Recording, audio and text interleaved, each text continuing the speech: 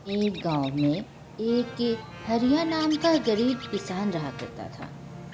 उसके घर में सिर्फ दो ही लोग थे, एक वह खुद और उसकी धर्मपत्नी। हरिया की कोई अपनी जमीन नहीं थी, इसलिए वह दूसरों के खेत पर काम किया करता था। लेकिन कुछ दिनों से हरिया को कोई भी काम पर नहीं रख रहा था। उसने बहुत ही कोशिश की, लेकिन उसे काम नहीं मिल पा रहा था।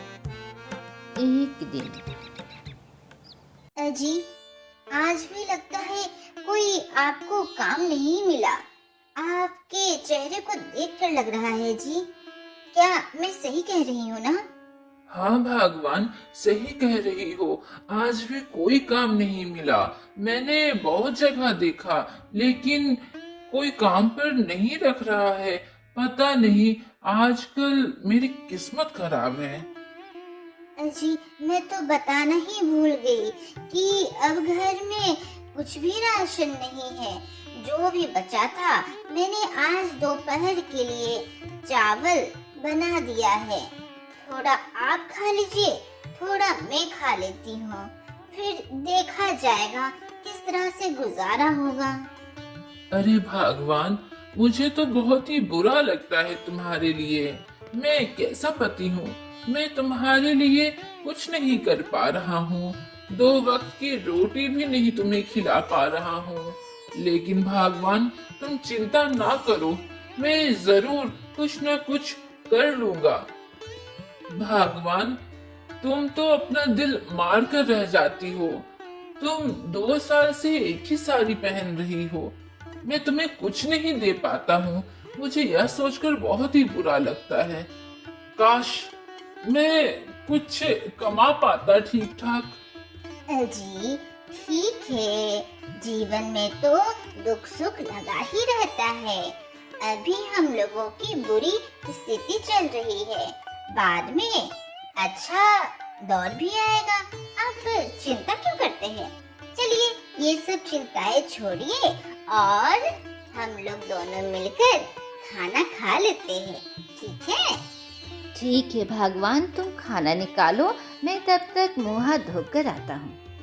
हरिया हाथ मुंह धोकर आया और उसने खाना खा लिया और उसकी धर्मपत्नी का खाना बगल में रखा हुआ था। दरअसल वह कुछ कामों में उलझ गई थी। अरे भगवान, मैंने तो खाना भी खा लिया। तुम्हारा खाना तो अभी ऐसे का ऐसा ही रखा है। खा लो ना, उसके बाद सारा काम करते रहना, ठीक है? हाँ हाँ, अभी खाती हूँ। तभी हरिया के घर के बाहर से एक आवाज आती है। कोई घर पे है क्या? कुछ खाना मिल सकता है? मैं 5 दिनों से कुछ भी नहीं खाया हूँ। कोई मेरी बातें सुन रहा है क्या? घर पर कोई है क्या? अ, कोई है क्या? खाना मिल सकता है क्या? कुछ भी रूखा सूखा भी चलेगा। कोई है क्या? हरिया और उसकी धर्मपत्नी घर के बाहर निकलते हैं तो देखते हैं कि एक बूढ़े बाबा खड़े हैं। बाबा, हम लोगों की हालत तो खुद ही बहुत ही खराब है और हमारे घर में तो खाना भी नहीं बचा है। आपको पता नहीं है, हम लोग बहुत ही अभी बुरे दौर से गुजर रहे हैं। मैं आपको क्या खाने के लिए दूं? घर पे तो कुछ भी नहीं है। सारा राशन खत्म हो गया है बाबा। बाबा, रुकिए रुकिए, हमारे घर में है खाना। थोड़ा मुझे समय दीजिए, मैं लाती हूँ। ये लीजिए बाबा, और हमारे पास कुछ भी नहीं है आपको देने के लिए। यही है रूखा सूखा। तभी हरिया अपनी धर्मपत्नी को कहता है। हे भगवान, ये तुमने क्या किया? तुमने तो खाना नहीं खाया था। तुमने यह खाना बाबा को दे दिया। और तुम्हें पता है ना, इसके बाद हमारे घर में राशन नहीं है और हम लोग को पता नहीं कितने दिनों तक हमें भूखे रहना पड़ेगा। तुमने ये क्या किया? अजी, आप मेरी चिंता ना करें। अगर मेरे घर में कोई भूखा आकर चला जाए तो फिर इससे खराब बात और क्या होगी। बाबा अगर यह खाना खा लेते हैं तो मुझे बहुत ही खुशी होगी, और आप चिंता मेरी बिल्कुल न करें। मुझे जो अभी खुशी हो रही है वो बहुत बड़ी है। बाबा ने दोनों पति पत्नी के प्यार को देखकर कहा, तुम दोनों का स्नेह देखकर बहुत ही अच्छा लगा। तुम दोनों एक दूसरे की कितनी परवाह करते हो, और सबसे जरूरी बात तो ये है कि तुम लोग कितना दूसरों के बारे में सोचते हो। तुम लोग बहुत ही भले मानुस हो, बहुत ही अच्छे इंसान हो।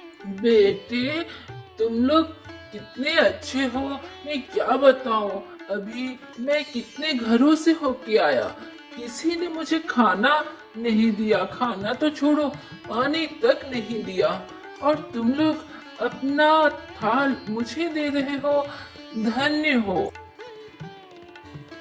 बेटा, ये रखो, ये एक जादुई पत्थर है, इसे तुम अपने पास रखो। ऐसा कहकर वह बूढ़े बाबा वहां से चले जाते हैं। भगवान, अगर थोड़े और चावल होते तो कितना अच्छा होता ना, तुम खा लेती। ऐसा बोलते ही उस जादुई पत्थर में चमक आ उठी, और देखते ही देखते वहां पर चावल की कटोरी आ गई। अजी, ये देखिए, चावल की कटोरी। इसका मतलब यह पत्थर सच में जादुई है। बाबा ने कहा भी था कि यह पत्थर चमत्कारी है। आपने अभी थोड़े से चावल होते तो अच्छा होता ये कहा था, और आपके इतने कहते ही ये देखिए चावल आ गए। इसका मतलब हम लोग जो भी इस पत्थर से मांगेंगे वो हमें दे देगा। अरे भगवान, लगता है तुम सच कह रही हो। अजी सुनिए ना, ये जादुई पत्थर से एक बार पूरी और सब्जी मांग कर देखिए ना। बहुत दिन हो गए हैं, हम लोगों ने पूरी सब्जी नहीं खाई है, खाने का मन कर रहा है जी। जरा एक बार मांग के तो देखिए। जादुई पत्थर, क्या तुम पूरी सब्जी हम लोगों के लिए दे सकते हो? ऐसा कहते ही उस जादुई पत्थर में फिर से चमक आ उठी, और देखते ही देखते वहां पर पूरी सब्जी आ गई। उस दिन से हरिया और उसकी धर्म पत्नी को कोई भी चीज की जरूरत होती वो उस जादुई पत्थर से मांग लेते। हरिया ने उस जादुई पत्थर की मदद से एक बहुत ही बड़ी सी मिठाई की दुकान खोली। एक दिन हरिया अपनी धर्म पत्नी को घुमाने ले जाता है। वहां पर हरिया ने एक बहुत ही सुंदर साड़ी देखी। भगवान, ये देखो कितनी सुंदर साड़ी है, तुम पर बहुत ही अच्छी लगेगी, ले लेते हैं। तुमको कैसी लगी ये साड़ी? बहुत सुंदर है जी, लेकिन रहने दीजिए, बहुत ही महंगी होगी, मुझे इसकी आवश्यकता नहीं है जी। अरे भगवान, ले लो ना। कितने साल से तुम एक ही साड़ी पहन रही हो, मुझे बिल्कुल नहीं अच्छा लगता। अब हमारी हालत थोड़ी बहुत ठीक हो गई है उस जादुई पत्थर के कारण। मैं अगर तुम्हें यह साड़ी दिलाता हूँ तो मुझे बहुत ही खुशी होगी। ठीक है जी, ठीक है। अगर आपको बहुत ही खुशी होगी तो मुझे तो खुशी होगी ही। वाकई ये साड़ी बहुत ही सुंदर है, मैं जरूर इसे पहनूंगी। हरिया और सीमा वह साड़ी खरीद लेते हैं और खरीद के अपने घर को लौटने लगते हैं। रास्ते में हरिया को हीरालाल सेठ मिल जाता है। हीरालाल सेठ ने जब हरिया के हाथों में वह थैला देखा तो दंग रह गया और कहने लगा, अरे भाई हरिया, इस दुकान से तुम साड़ी खरीद कर लाए हो? यहाँ पर तो 5,000 के नीचे साड़ी तो मिलती ही नहीं। ओह, क्या हो गया? कुछ लॉटरी वॉटरी निकल आई है क्या? और अभी तो तुम कुछ दिन पहले मेरे यहाँ काम मांगने के लिए आए थे, तो इतने ढेर सारे पैसे तुम्हारे पास आए कैसे? और मैंने सुना है कि तुमने एक दुकान भी अच्छी खासी खोल रखी है, आखिर चक्कर क्या है?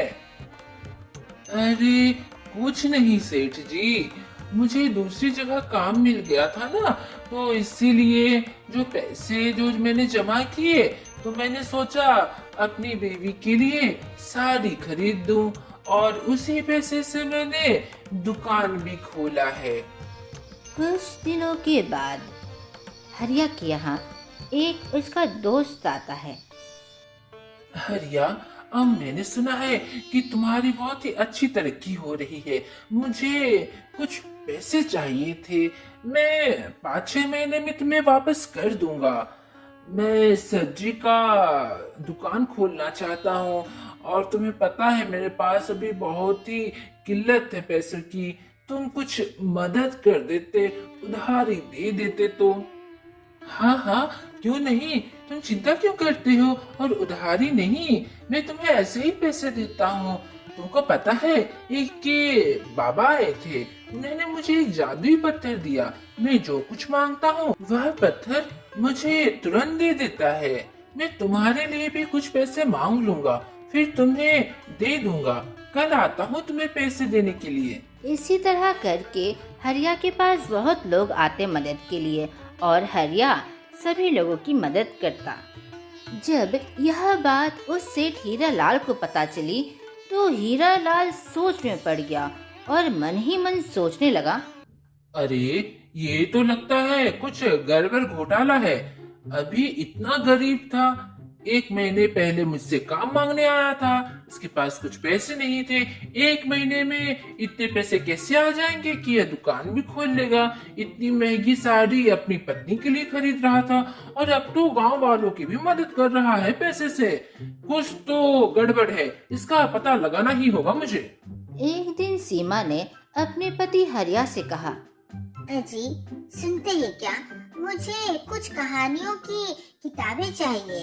वो बगल में पड़ोसी है ना रेखा, उसकी बच्ची को किताबें चाहिए थी और कहानी की, तो मैंने कहा मैं उसके लिए लेते आऊंगी।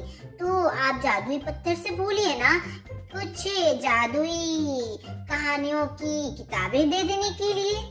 अरे भगवान, हमारे पास भी तो घर पर पड़े हुए हैं कहानियों की किताबें, तो वही क्यों नहीं दे देती हो? मुझे तो नहीं लगता है कि इसकी कोई जरूरत है कि जादुई पत्थर से मैं जादुई किताब की कहानियां मांगू। भगवान, मैं सोच रहा था कि यह पत्थर मैं किसी और को दे दूं, जिसे इस पत्थर की जरूरत हो, जो कि ईमानदार हो और अच्छे पथ पर चलता हो, उसे लालच ना हो। हाँ जी, आप बिल्कुल सही कहते हैं। इस पत्थर को तो सोच समझ कर ही किसी को देना चाहिए। अगर गलत हाथों में आ गया तो बहुत ही दिक्कत होगी। अजी सुनिए ना, मैं तो फिर से भूल गई। मैंने कहा ना वो कहानियों की किताबें ना वो छोटी बच्ची को पढ़ना है। हमारे पास तो कहानियों का जो किताब है वो तो बड़े लोगों का है, वो बच्ची नहीं समझ पाएगी। इसलिए आप जादुई पत्थर से बोलिए ना देने के लिए बच्चों की कहानियाँ। ठीक है भगवान, मुझे तुम्हारी बात समझ में आ गई, अभी मांगता हूँ। हरिया ने जैसे ही उस जादुई पत्थर से किताबें मांगी, देखते ही देखते वहाँ पर कुछ किताबें आ गई। यह सारी चीजें सेठ हीरालाल घर के बाहर छिपकर देख रहा था, और वो मन ही मन सोचता है, अच्छा ये बात है, जादुई पत्थर है इसके पास और बड़ा नाटक कर रहा था। अच्छा, यह पत्थर तो मेरे पास होना चाहिए, इसके पास क्यों है? यह तो अमीर बन जाएगा। इस पत्थर का सही हकदार मैं हूँ। एक काम करता हूँ, अभी मैं यहीं पर छिप जाता हूँ। ये लोग जैसे ही सोएंगे, मैं चुपके से इनके घर में जाकर और ये जादुई पत्थर चुरा लूंगा। देखते ही देखते रात हो गई और मौका पाकर वह सेठ हरिया के घर में घुस गया और उस जादुई पत्थर को लेकर भाग गया। हाँ, अब आया ना यह सही हाथों पर।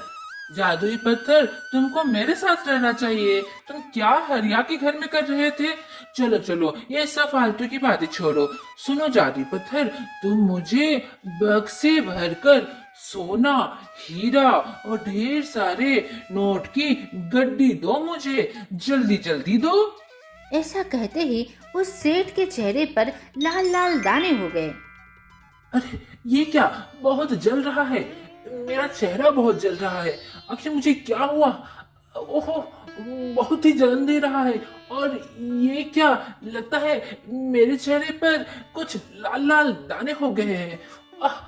सहन नहीं हो रहा, मुझे मुझे अस्पताल जाना ही पड़ेगा। कहीं मैंने हरिया का जादुई पत्थर चुरा लिया, कहीं उसकी वजह से तो नहीं हो रहा, मैंने उसके हक का चीज मैंने चुरा लिया। लगता है मुझसे बहुत बड़ा पाप हो गया है। यह पत्थर जल्दी से जाकर हरिया को लौटाना ही पड़ेगा मुझे। वह सेठ हीरालाल तुरंत हरिया के घर जा पहुंचता है और कहता है, मेरे भाई हरिया, तुम्हारी और तुम्हारी पत्नी की सारी बातें मैंने छिप छिप कर सुना था, और जिसके जरिए मुझे पता चला कि तुम्हारे घर में जादुई पत्थर है, और मुझे लालच आ गया और इसके कारण मैंने तुम्हारा जादुई पत्थर चुरा लिया था। मुझे लालच हो गया था, मैं तुमसे ईर्ष्या करने लगा था, मुझे तुम्हारी तरक्की देखी नहीं जा रही थी। तुम बहुत ही खुश नजर आ रहे थे, तुम सबकी मदद कर रहे थे और तुम आगे बढ़ रहे थे। ये सारी चीज मुझे अंदर ही अंदर खाई जा रही थी। मैं तुमसे जल उठा था, मुझे माफ कर दो हरिया। पता है, मैंने तुम्हारे जादुई पत्थर को जैसे उठाकर कुछ मांगा, मेरा चेहरा पूरा लाल लाल हो गया, बहुत ही जलन हो रही है। तुम यह जादुई पत्थर अपने पास रखो और मुझे माफ कर दो। आइंदा से मैं कभी ऐसे नहीं करूँगा।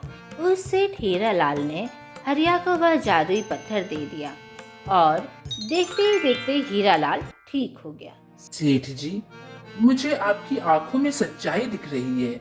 मुझे आभास हो गया है कि अब आप कभी भी जीवन में ऐसा कुछ नहीं करेंगे। सेठ जी, हम लोग गांव वाले मिलकर इस जादुई पत्थर से आसपास के गांव वालों की भी मदद कर सकते हैं, जो गरीब है, जिसे मदद की जरूरत है। इस पत्थर की मदद से हम लोग बहुत सारा ऐसा काम कर सकते हैं जो कि लोगों के काम आए।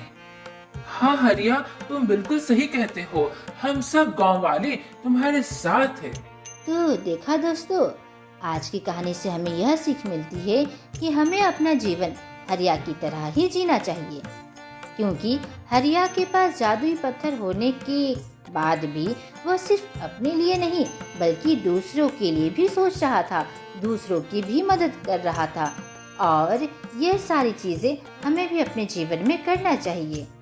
हमें भी दूसरों की मदद करनी चाहिए, दूसरों के प्रति अच्छी भावना रखनी चाहिए। आज का प्रश्न है, क्या आप बता सकते हैं कि हरिया के घर में खाना मांगने कौन आया था? वो एक औरत थी, एक बूढ़ा था, एक बच्चा था या फिर जवान था? जल्दी से बताइए।